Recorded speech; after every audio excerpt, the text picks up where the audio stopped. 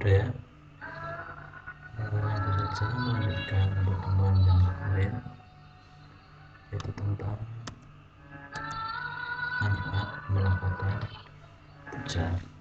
Jadi kita menjalankan puja, melakukan puja berarti ada manfaat yang kita peroleh. Nah, di sini itu ada manfaat di dalam kitab suci Dhammapada. Nah, tentunya manfaat ini pasti udah sering kalian dengarkan. Sudah sering kalian dengar, yaitu biasanya disebut dengan ayuwano, sukam, balam. Jadi ada empat manfaat puja. Nah, yang pertama itu adalah ayu. Ayu itu usia panjang atau panjang umur. Nah, jadi dengan menjalankan puja, melakukan puja, itu maka kita bisa memiliki usia yang panjang. Nah, yang kedua itu adalah ketampanan kecantikan atau wano. Yang ketiga itu adalah suka itu adalah kebahagiaan.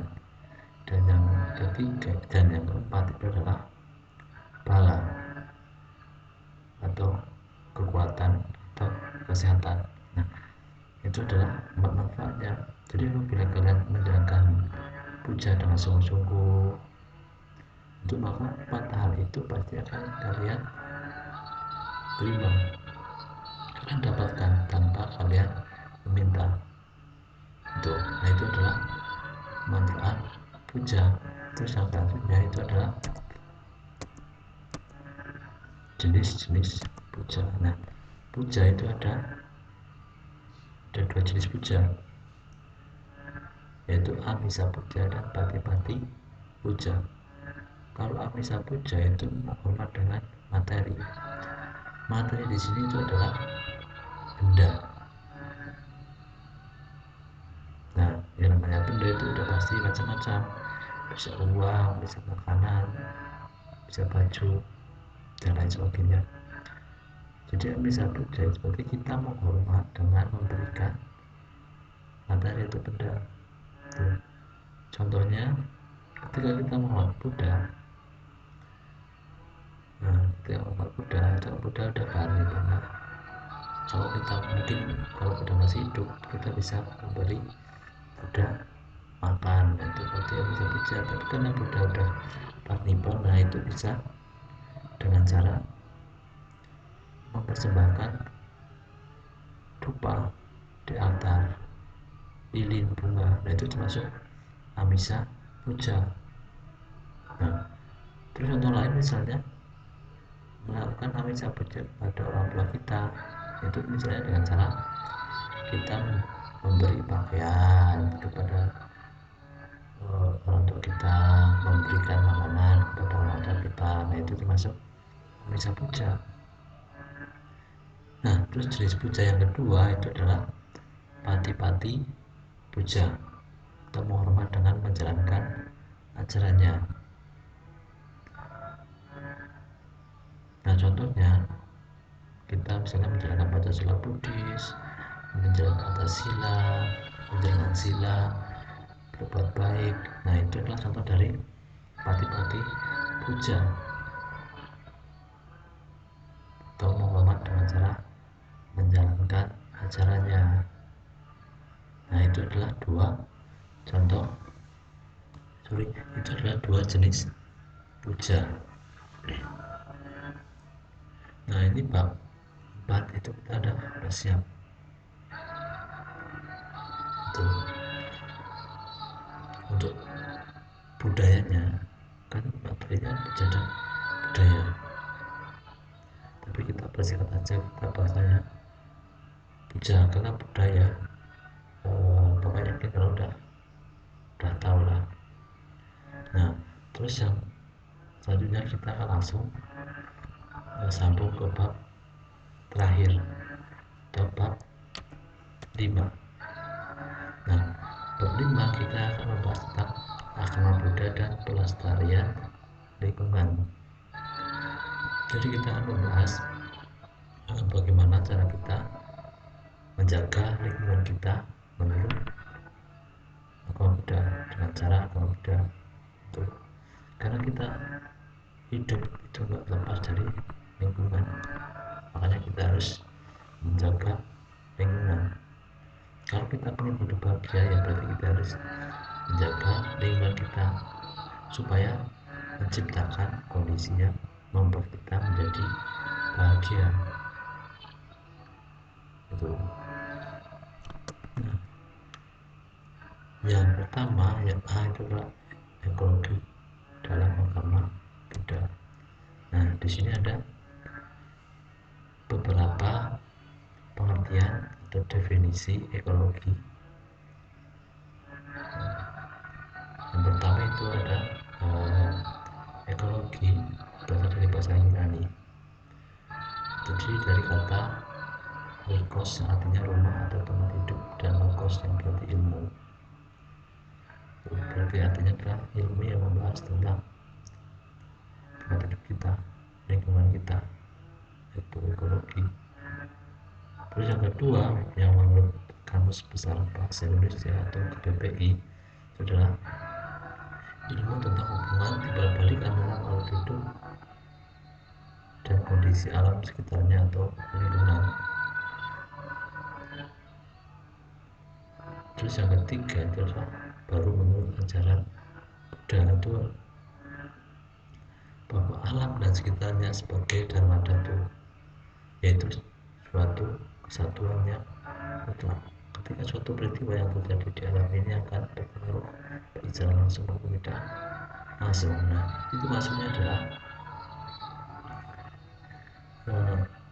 kita dan lingkungan kita itu saling membutuhkan, saling bergantung, tidak bisa berpisahkan karena kita hidup di lingkungan.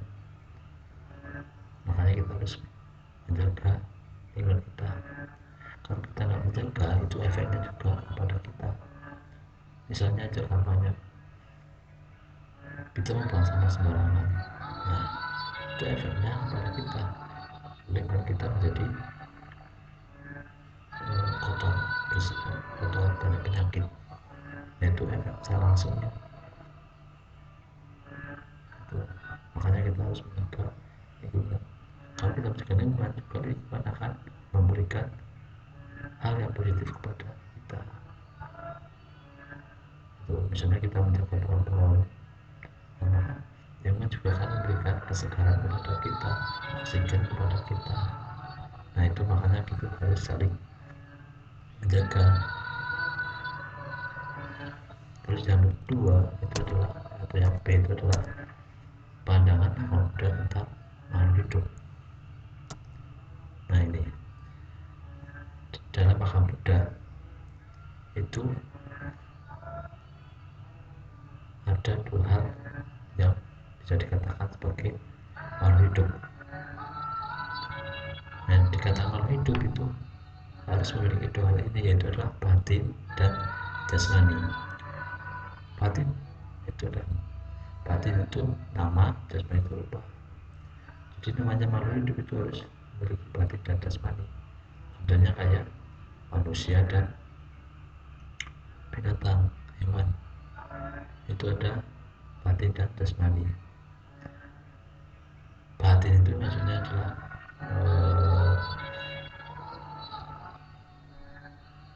panca kanda.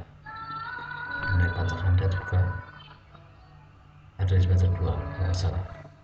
Jadi intinya kita harus memiliki, makhluk hidup itu harus memiliki batin.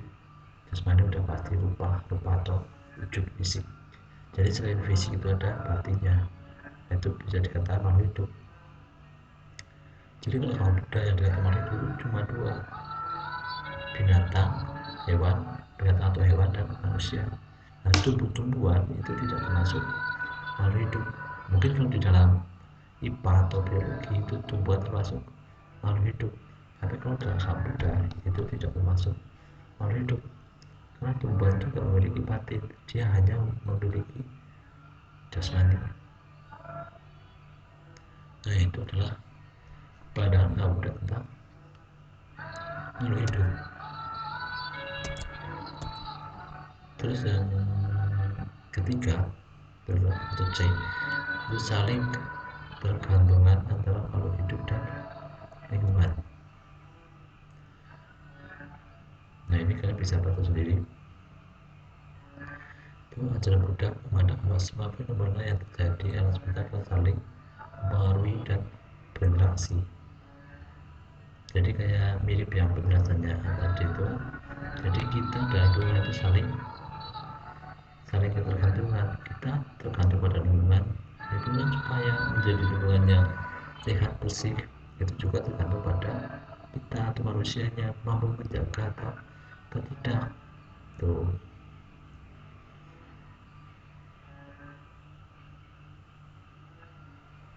Jadi intinya kita harus menjaga lingkungan kita supaya tidak berdampak pada kita juga tuh.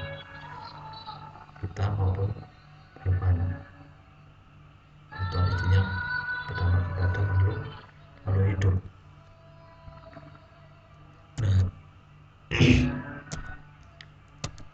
yang D masalah lingkungan ini kita udah tahu lah, udah jelas. Nah, 4 masalah ini yang sering kali terjadi di lingkungan kita. Pertama itu adalah masalah kebersihan. Jelas kita lihat aja di sekitar kita, di lingkungan kita sudah banyak orang yang membuang sampah sembarangan. Nah itu adalah salah satu dari masalah kebersihan tuh. Namun kita nggak bisa melarang orang untuk buang sampah, tapi kita harus mulai dari diri sendiri. Kita harus mulai dari diri sendiri untuk membuang sampah pada tempatnya. Misalnya udah jajan di kantinnya, sampahnya plastiknya itu jangan ditaruh di meja, jangan langsung aja dimasukkan ke tempat sampah itu adalah contoh dari masalah kebersihan. Terus yang kedua, pasangan yang kedua itu adalah konsumerisme. Konsumerisme maksudnya itu adalah mengkonsumsi secara berlebihan. Kita mau hidup, kita manusia itu pasti nggak bisa terlepas dari mengkonsumsi segala sesuatu, tapi kita harus bisa memilah-milah. Kita harus bisa menggunakan segala sesuatu itu sesuai dengan kebutuhan dan kita jangan sampai mengkonsumsinya secara berlebihan. Karena kalau mengkonsumsi secara berlebihan itu bisa mengganggu lingkungan kita. Nah, konsumsi secara berlebihan, konsumerisme ini sebenarnya terjadi karena kita memiliki hawa nafsu dan nafsu keinginan kita nggak puas sama apa yang kita miliki. Itu yang menyebabkan hawa nafsu kita dan membuat kita menjadi mengkonsumsi yang berlebihan atau konsumerisme. Dan permasalahan yang ketiga itu adalah perusakan hutan dan lingkungan hidup. Itu jelas banyak sekali sekarang terjadi penebangan liar. Nah, penebangan hutan itu bukan jelas efeknya itu. Hutan itu gundul. Nah, kalau hutan itu gundul itu bisa terjadi banjir, lapisan ozon menipis, oksigen berkurang. Nah itu adalah perusakan hutan dan lingkungan hidup. Nah itu juga termasuk permasalahan lingkungan. Nah tadi adalah pencemaran lingkungan.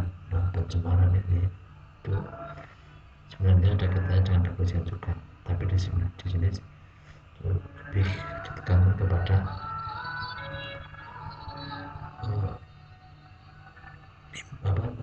polusi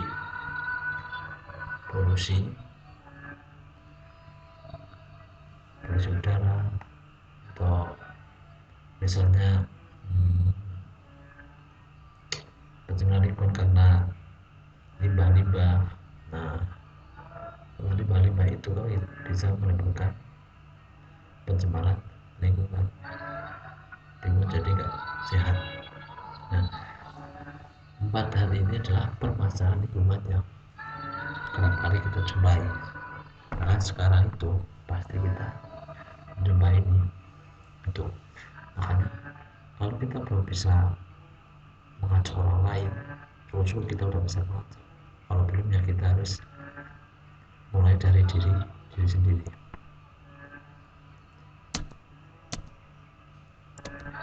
Nah, selanjutnya adalah pendekatan kaum muda terhadap lingkungan.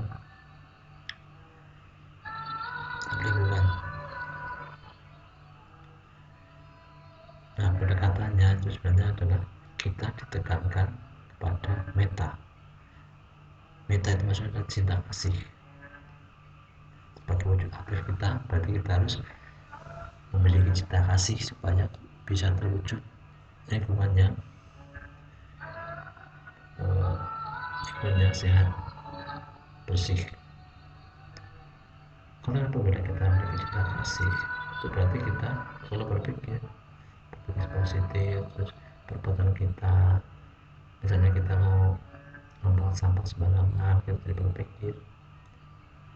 Kalau kita memiliki cinta kasih, ketika kita berpikir kalau saya membuang sampah sembarangan, nanti jangan-jangan bisa membuat makhluk lain menderita. Itu karena memiliki cinta kasih. Tuh. Dan juga karuna, wujud nyata kepedulian terhadap karuna itu belas kasihan otomatis kepada makhluk lain. Di sini ada intinya adalah meta dan karuna. Kita harus memiliki cinta kasih dan belas kasihan. Itu adalah pendekatan kaum muda dalam lingkungan hidup. Terus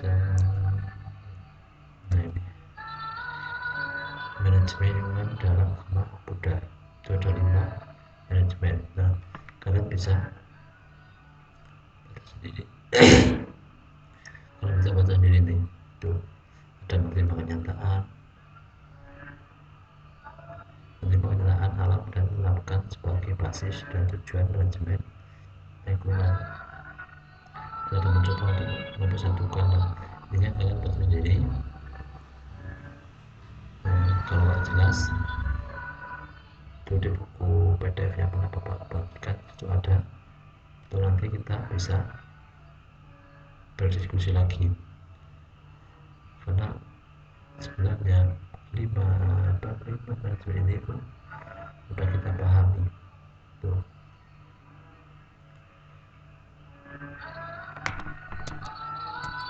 Nah, yang terakhir ini adalah mengembangkan kesadaran terhadap lingkungan dengan mengembangkan meta. Nah, bersama yang tadi itu pengembangan kesadaran terhadap lingkungan yang sama dengan meta cinta kasih. Nah, cinta kasih itu kepada semua makhluk. Kalau kita memiliki cinta kasih, kita mau berbuat sesuatu itu pasti akan menjadi perbuatan yang baik, karena kita nggak mau menyakiti makhluk lain. Cinta kasih di sini adalah cinta kasih secara universal maksudnya pada semua makhluk, bukan pada manusia. Tuh. Nah, ini materi kita sudah selesai. Jadi untuk ujian semester itu ada dari bab 1 sampai bab 5. Maaf, ini babnya salah, bukan bab 4 tapi bab 5. Nah, tapi kalian harus baca PDF-nya juga. Jangan hanya lihat poinnya aja, karena poin kalian lupa nanti. Kalian di sini cuma poinnya aja. Kalau kalian ada contoh dan penjelasannya itu kan lebih detail, ada di buku paket buku panduan tuh. Tapi sebenarnya sama aja kalau kalian menyimak apa yang aku bicarakan itu pasti nanti kalian bisa baca nanti kalian bisa kerjakan soal ujiannya. Nah, mungkin hanya itu dari Bapak. Nanti kalau ada hal-hal yang perlu dipertanyakan bisa